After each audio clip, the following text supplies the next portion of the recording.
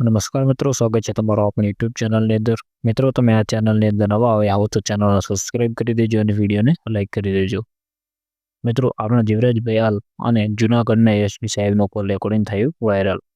એમાં જીવરાજભાઈ હાલ એવું કહે છે કે અમારા બેન સોનલબેન રાડા સાથે એલસીબી પીએ ગેરવર્તન કર્યું છે. તેનો વિડીયો લગભગ આખા ગુજરાતમાં વાયરલ થયો છે અને તે તમારા સુધી પણ પહોંચી ગયો હશે. એ બાબતે આજે હું મુખ્યમંત્રી સાહેબને મળવા જાઉં છું.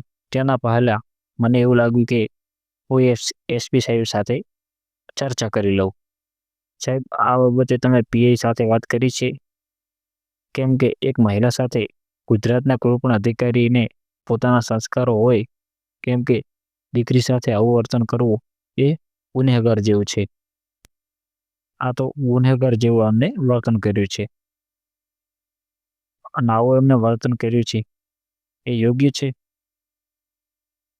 અને અમારી સમાજની દીકરી માટે અમારે જો આંદોલન પણ કરવું પડશે ને, તો અમે બેઝિઝક આંદોલન પણ કરશું અને ન્યાય તો અપાવશું. તો મિત્રો, તમારું શું કહેવું છે એ તમે કોમેન્ટની અંદર લખજો. હેલો, નમસ્તે સર. નમસ્તે. એસપી જુનાગઢ વડોદરા સાહેબ બોલો છો? બોલું છું. હવે સાહેબ, હું વિહોતર ગ્રુપ ઓફ ગુજરાતના અધ્યક્ષ છું, જીવરાજભાઈ આલ બોલું છું. બોલો. હવે સાહેબ, આપણા એલસીબી પીઆઈ સાહેબે અમારા એક બેન છે સોનલબેન રાડા, એમની સાથે ગેરવર્તણૂક કરી છે અને વિડીયો લગભગ આખા ગુજરાતમાં ફરીને આપના સુધી એ ધ્યાનમાં જશે. બરાબર છે. તો એ બાબતે સાહેબ હું આજે મુખ્યમંત્રી સાહેબને, હું ભારતીય જનતા પાર્ટી સાથે લગભગ 10-12 વર્ષથી જોડાયેલો છે. મારું આખું સંગઠન આખા ગુજરાતમાં જોડાયેલું છે. બરાબર છે. એટલે હું સાહેબને મળવા જઉં છું એના પહેલા મેં કીધું એસપી સાહેબ સાથે હું ચર્ચા કરી લઉં. તો આ બાબતે સાહેબ આપે શું કાર્યવાહી કોઈ કરી છે? આ બાબતે પીઆઈ સાહેબ થી કોઈ વાત કરી કે એવું કઈ? એ ત્યાં પોલીસ સ્ટેશનમાં આવેદન આપ્યું છે એમણે સ્થાનિક, એટલે હું ડીવાયએસપી સાહેબને તપાસ મેં આપી દીધી છે.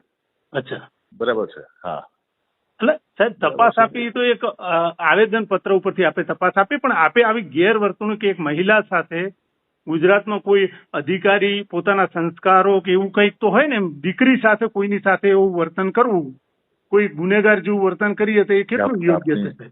આપની વાત સાચી છે. હું સંપૂર્ણ બનાવની નિષ્પક્ષ તપાસ થાય એ માટે જ મેં ડીવાયએસપી સાહેબને તપાસ સોંપી છે અને એમાં જે કંઈ હશે નિયમ અનુસાર સાચું જ કરશે ડીવાયએસપી. આ તો સાહેબ નિયમ અનુસાર તો આપ ચલો સરસ, આપ એ બાબતે કાર્યવાહી કરો એ બદલ અભિનંદન આપને આપવું. પણ એક આપણી સામે નજર સમક્ષ આપણે જોઈ શકીએ વિડીયોની અંદર આપણે ગેરવર્તણૂક કરે જ છે પીઆઈ, તો આપણે બી પોલીસને થોડી કંટ્રોલમાં તો રાખવી જોઈએ ને. આ રીતનું વર્તન કરે કોઈ દીકરી સાથે, આપણા ઘરે પણ કોઈના ઘેર દીકરી હોય, આપણે પણ ઘરે મા બેન દીકરી હોય, આ રીતનું કોઈ જાહેરમાં કોઈ આવું વર્તન કરે કેટલું યોગ્ય છે? કો સાહેબ, આપની વાત 100% સાચી છે. હું કહું છું ને કે એટલા માટે તો આમ તપાસમાં જે હશે સાચું કરવા માટે જ મેં ડીવાયએસપી ને સૂચના આપી છે અને એમાં જે હશે એમાં કોઈ હું ફેરફાર નહીં કરું. એ પીઆઈ હશે કે કોઈ પણ લેવલનો અધિકારી હશે. બરાબર છે ને? અને સાહેબ, આ એલસીબી એટલે તો આપની પર્સનલ ટીમ હોય, એ તો આ જિલ્લામાં કઈ બનાવ બનતો હોય ને, તો એની અંદર સાચું સોલ્યુશન લાવવાની વાત હોય તો તમે એલસીબી ને સોંપો કે ભાઈ આ પોલીસ સ્ટેશનમાં આ રીતની તપાસ થઈ રહી છે અને આ ખોટું થઈ રહ્યું છે. તો એલસીબી પીઆઈ તો એની તમામ પ્રકારના ગુણવત્તા વાળો માણસ હોવો જોઈએ. આ જતીન પટેલનામાં કંઈક સંસ્કાર જેવું તો હોવું જોઈએ ને, કે એક પીઆઈ દરજાના અધિકારી અને આવું વર્તન કરે મહિલા સાથે. આખા ગુજરાતમાં એક ખરાબ સંદેશો જાય પોલીસનો સાહેબ. આખા ગુજરાતમાં ગુજરાત પોલીસને અમે ઘણી વખત ઘણી જગ્યાએ અમે એમનું સન્માન કરીએ છીએ, એમને અમારા વિહોતર ગ્રુપ દ્વારા એને સન્માનિત કરીએ છીએ કે પોલીસ દ્વારા આટલા સારા કાર્યો. સાહેબ, પોલીસના માટે કોઈ ખરાબ શબ્દો બોલતું હોય ને તો પણ અમે કહીએ છીએ કે રાત દિવસ એ લોકો બીજા માટે કામ કરે છે. મને ખ્યાલ છે, મને આપનો ખ્યાલ છે, આપની વાતને વિગત મને ખ્યાલ છે. એટલા માટે ચિંતા ના કરો. એને હું સાંજ સુધીમાં હું કંઈક ને કંઈક જે છે ને એ ફાઇનલ કન્ક્લુઝન ઉપર લાવવા માટે ડીવાયએસપી ને સૂચના આપી છે મેં. બરાબર છે. પણ સાહેબ, પર્સનલી આપને હું રિક્વેસ્ટ કરું છું, એક સારા એસપી તરીકે આખા ગુજરાતમાં એક સારો મેસેજ જાય કે એસપી જુનાગઢે એક સરસ નિર્ણય, કારણ કે હું એવું નથી માનતો કે કોઈ પોલીસનું અહિત થાય, કોઈ અધિકારીનું અહિત થાય, પણ સાહેબ એના ઉપર ખરેખર જે વ્યક્તિ પોતાના સંસ્કારો ભૂલે તે પોતે, અને એક ડિસિપ્લિન ખાતામાં સાહેબ આવા ખાતામાં રહીને સાહેબ એક સમાજમાં એક નવો મેસેજ જોવો જોઈએ, એની જગ્યાએ આવું સાહેબ, અને એ સાહેબ એટલી 100% મેસેજ જશે, સારામાં સારો સાહેબ મેસેજ જશે. આ બરાબર હું છે? આપને આટલી વાર વિગતવાર કેમ વાત કરું છું કે આખા ગુજરાતમાં મારા સંગઠનના તમામ લોકોએ આવેદનપત્ર આપવા માટેની તૈયારી કરી, પણ એમને કીધું કે ભાઈ હવે આવેદનપત્રથી માત્ર નથી ચલાવવું. એટલે અમે બરાબર છે.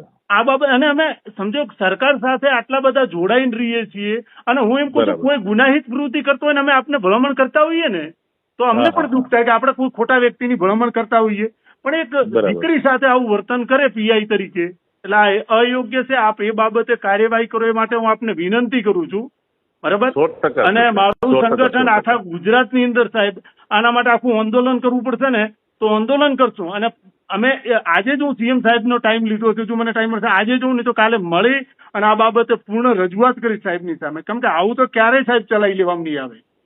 ના 100% બરાબર છે. હું એમાં આપની સાથે હું સંમત છું અને કહું છું ને કે એમાં એકદમ સંપૂર્ણ 100% નિષ્પક્ષ જે કંઈ છે કાર્યવાહી થશે, ચિંતા નહીં બસ કરવા. મને એ બરાબર છે. અપેક્ષા છે આપની બસ, પાસેથી બસ, બસ, કે બસ, એટલું નિષ્પક્ષ જ. તપાસ થાય નિષ્પક્ષ અને નિષ્પક્ષ આવા કાર્યવાહી વ્યક્તિઓ થશે. વિરુદ્ધ કાયદેસરની કાર્યવાહી થવી જોઈએ એવી આપને વિનંતી. 100%. બરાબર છે. Okay, thank you. ઓકે, આવજો.